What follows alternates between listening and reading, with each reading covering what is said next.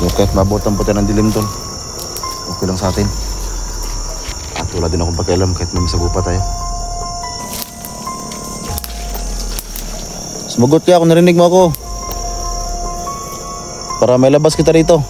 Gabi na.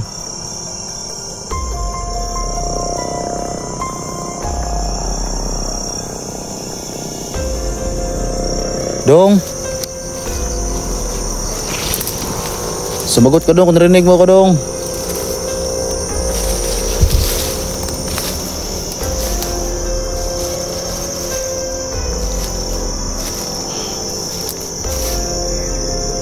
Ina, para may labas kita dito.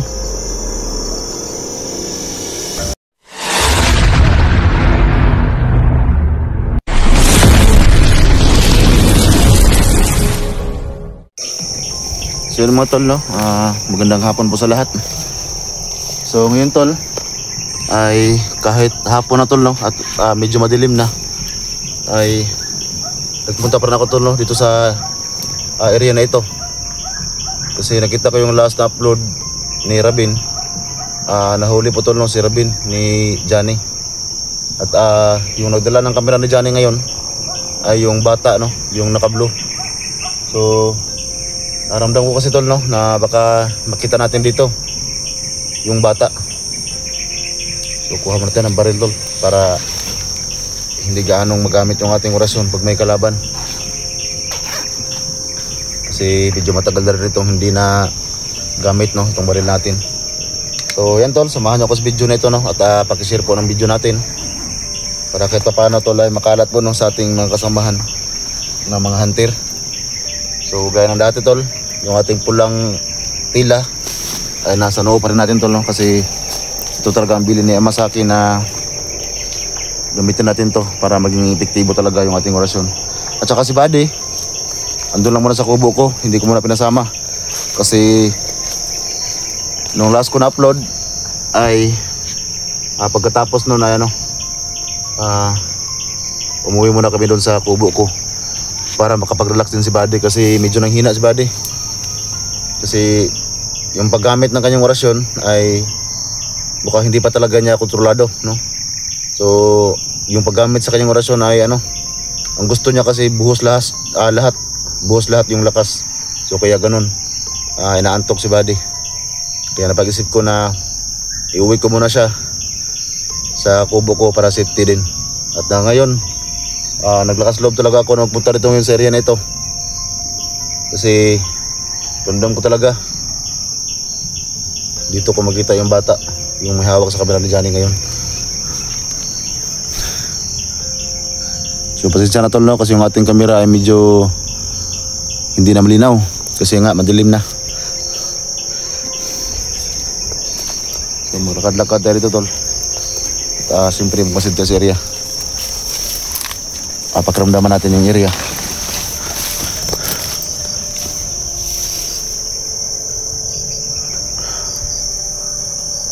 So gusto ko munang humawak ng baril ngayon kasi medyo matagal nang ginagamit ang baril natin. May kunting bala pa naman to. At saka itong baril to, no, hindi ko nasabi sa inyo, binasbasan po ito ng Ama para pag makatama ito ng mga bandido na na may mga orasyon ay yung ating bala ay talaga tatalab. Dong. So sana tol, no, ay marinig tayo ng bata. So ngayon ay subukan rin tawagin yung pangalan ng bata at baka marinig tayo. Dong.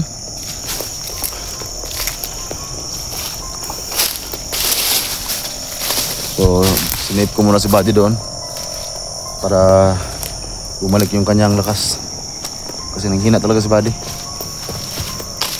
At sana tol, no, ay meron makatulong din sa kung din pangangailangan ni Buddy kasi ako talaga tol, alam niyo naman siguro yung hanap buhay ko tol ay pangkain lang talaga sa pamilya. At saka may nasabi si Buddy na medyo naiyak na ako doon sa sinabi niya na ayaw daw niya maging pabigat sa akin. So kahit ganoon si Buddy tol, napakabata pa pero nasabi niya yon. So alam nyo, alam niya yung pakiramdam ng mayroong pamilya na tao. So hindi ko nakala yun na maisip niya.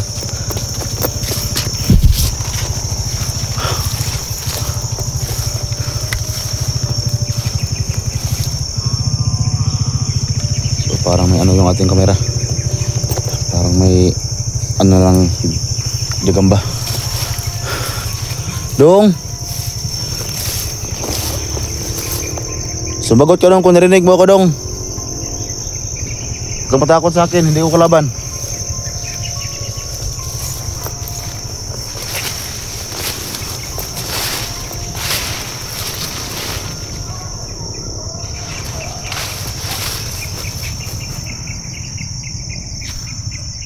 So may mga aso pa rin dito tol, ako narinig, pero sobrang layo.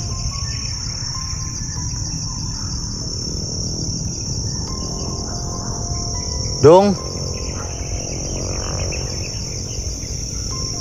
so alam ko tol, mabutan ako dito ng ngayon, gabi. So tingnan nyo naman tol, napunta ko dito sa medyo maliwalas para hindi gaano yung ating kamera.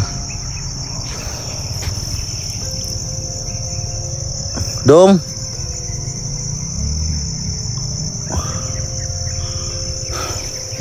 so alam ko tuloy yung bata tol ay matakot talaga yun. Kahit pwede lang kamera pa yung kanya makita, matakot talaga yun kasi wala pa yung alam sa ano. So dito banda, yan o, parang inapakan to kasi yung damo ng ano, natumba yung mga damo. Saka dito papunta sa sulok.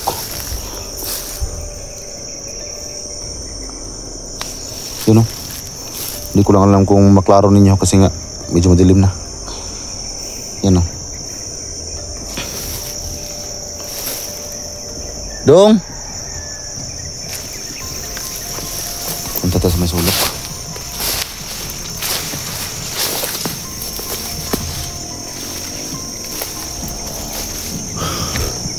Dito mga tol, parang may dumaan dito.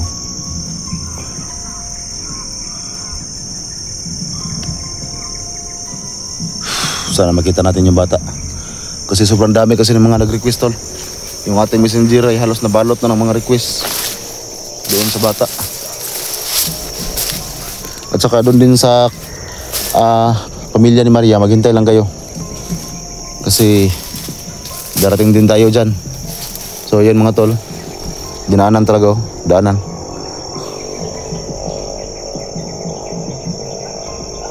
Subukan natin puntahan, baka meron pa yung ano sa unahan.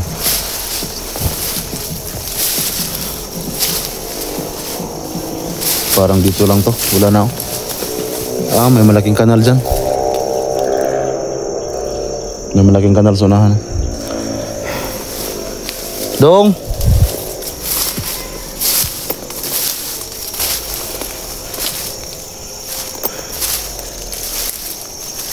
at saka ayan tol lang, may gusto kong sabihin tol sa mga nag-message po sa akin. Kasi meron po nagsabi na meron daw po magbigay no kay Buddy. So yan, maraming salamat talaga no kung bagay totoo man yun. So sobrang laki talaga ng pasalamat ko. Kahit papaano ay matulungan niyo po si Buddy. Kasi kung ako lang talaga, may dalawa kong anak, maliit yung isa, binibilhan pa po mga ngayon ng gatas eh. So yan, sobrang hirap talaga. Pero kahit ganun pa man mga tol no, laban lang tayo kasi hindi naman tayo bibigyan ng problema ni Lord no kung hindi natin kaya. Pero sa mga nag-message po, maraming salamat talaga no, at sana magkatotoo po ay para po makakontentol na po kaya no Buddy, para makabili siya ng damit. At saka si Buddy kasi gusto niya mag-vlog, pero nung nag-edit ako sa video niya kasi nga alam niya naman siguro, nakita niyo yung video na siya yung nag-video habang kinuha ko yung tubig, ay halos hindi siya marunong magsalita sa camera. Pero alam ko nanibago lang siya at lagi nga siyang humingi ng pasensya kasi wala pa siyang alam kung paano dalhin yung camera. At saka believe ako kay Buddy kasi kahit ganun lang yung kanyang pormahan, sobrang bata pa talaga yung kanyang pormahan, pero pag gumagamit ng orasyon, sobrang lakas talaga. Kaya nga nanghina siya kasi yung kanyang paggamit ng orasyon ay wala pang kontrol. Kung gusto niya, pag gumamit siya ng orasyon ay bigla-bigla talaga yung lakas. Kaya ganun, inaantok siya. Dong!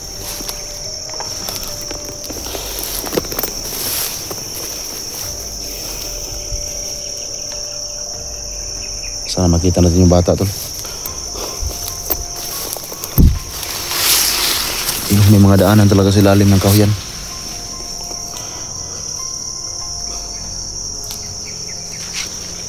Dong!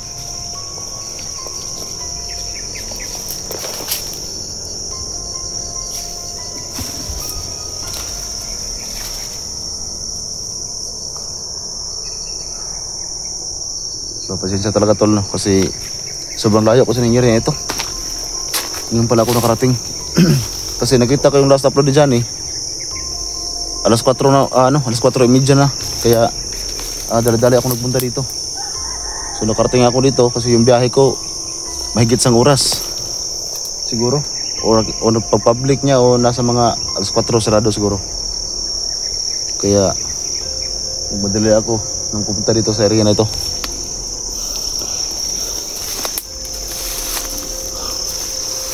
Dito parang may dumaan din dito. So tingnan natin itong mga daanan tol. Yan o. Yan, daanan yan. Pupunta roon. So tingnan natin to, baka dito dumaan yung bata.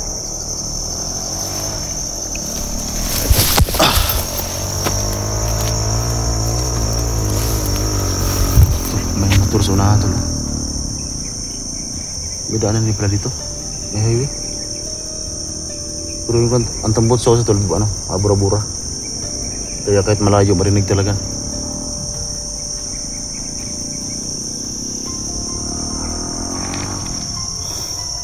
Dong!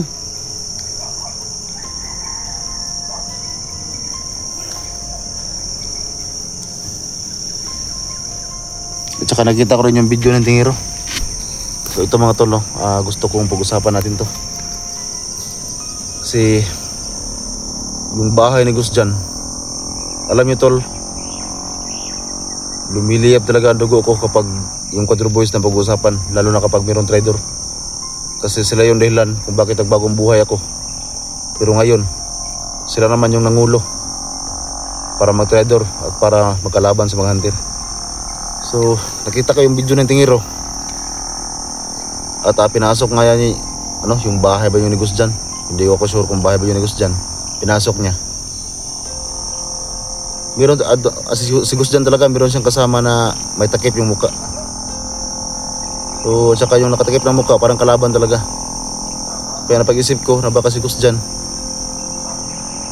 siya yung nagpanggap na si Piping Maskara. Kaya yung Gus dyan na yan, kumanda rin yan sa akin. Kasi pag nakita ko yan, iwan ko lang kung ano magagawa ko dyan. Kasi yan talaga tol yung alam niyo naman lahat siguro mula pa noon na yung Quadro Boys talaga ang dahilan kung bakit ako nagbagong buhay. Pero ang pinagtaka ko ngayon ay kung bakit sila yung nag-trader naman. Hayop talaga yung mga Gus dyan yan. Kasi nung una akala ko rin si Hunting Hero yung nagpanggap na si Maskara, pero ngayon nag-video si Hunting Hero. So yun tol no, as mula nung nag-video sa Hunting Hero, si Gus dyan talaga yung yung kutob ko talaga na siya si Piping Maskara.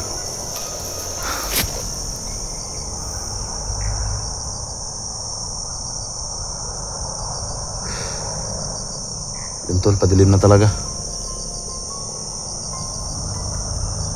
So ngayon tol ay pakiramdam tayo sa paligid.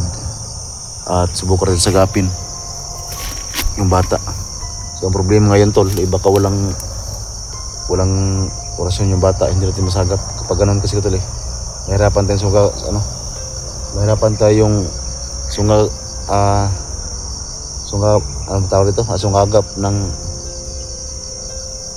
sumagap ng enerhiya kung walang orasyon yung hinahanap natin.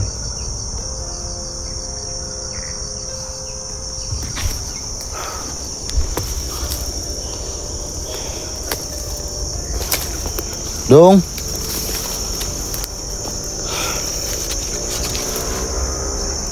Parang mahirapan tayo dito. At saka ito paghahanap ko ngayon tol. Eh, lahat na to. Pati yung yung pamilya ni Kutanter. Kasi paghanap tayo ito lahat na. Ang problema, magkaiba yung area nila. Yan ang problema.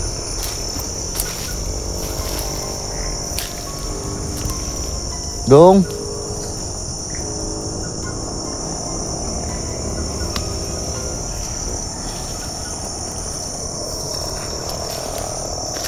So kahit mabutan po tayo ng dilim tol, okay lang sa atin. At wala din akong pakialam kahit may masagupa tayo.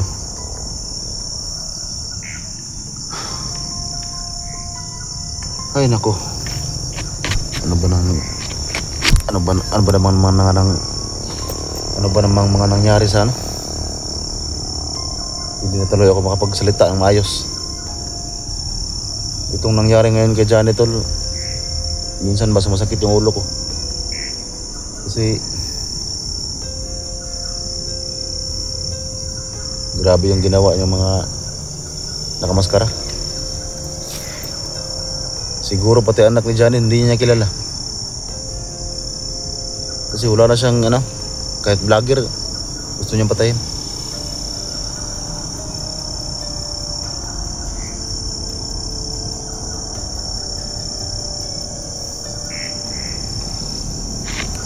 So pasensya na kayo tol sa video natin kasi naabutan po tayo ng hapon bago tayo nakapag-play ng video natin. Kasi madali ang itong pagpunta ko dito. Madali ang to. Emergency na lakad ko to ngayon.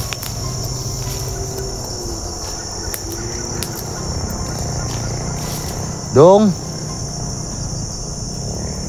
Sumagot ka dong kung narinig mo ako. Para maligtas kita. Huwag kang matakot sa akin. Hindi ako kalaban.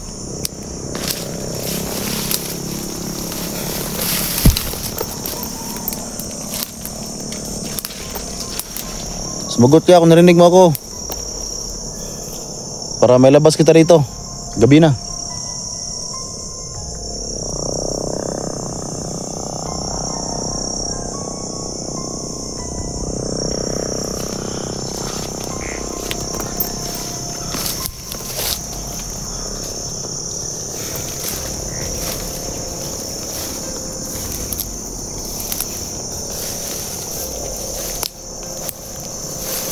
So itong flashlight ng ating cellphone tol ay pinailaw ko para kahit malayo mapansin tayo ng bata kung makita niya yung ating flashlight. Dito may maliit na daanan So Dong. Sumagot ka dong kung narinig mo ko dong.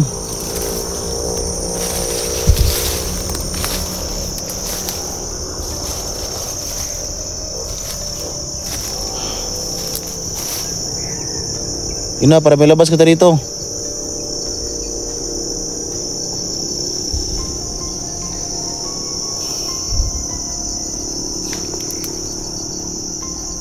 Sobrang hirap talaga maghanap tol kapag sobrang laki ng mga damo. Kasi ginamit ko na yung aking orasyon tol, yung pagsagap ng mga enerhiya sa kalaban sa mga hinahanap natin. Pero itong bata na ito, baka durumba lang talaga ito na tao. Kaya wala tayong masagap.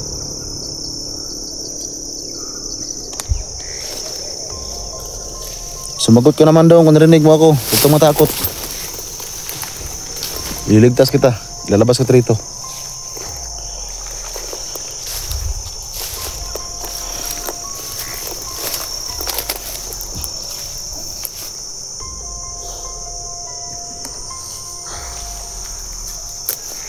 So ngayon tol ay nagpaabot ako ng gabi dito.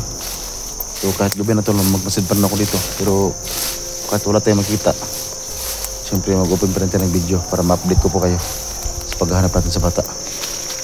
At saka kay Johnny, pati si Rabin tol, lahat-lahat na hanapin natin. Kasi gusto ko rin masubukan yung lakas si Johnny ngayon.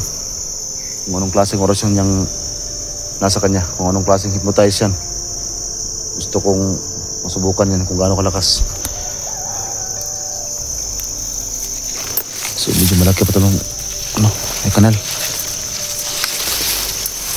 Wala akong makialam sa mga orasyon nila. Ang sa akin, masubukan ko at mahanap natin, maligtas natin yung dapat natin nililigtas.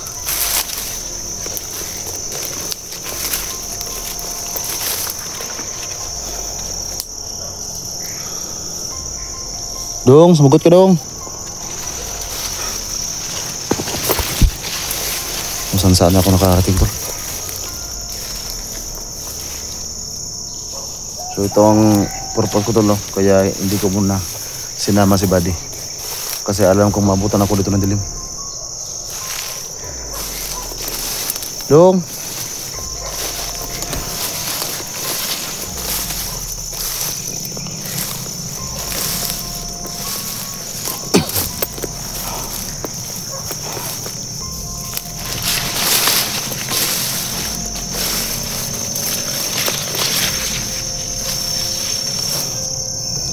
Dito daanan na.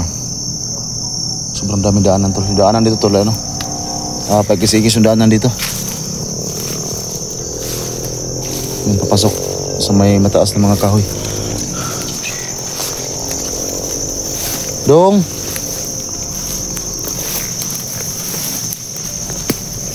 Sumagot ka naman dong kung narinig mo ako.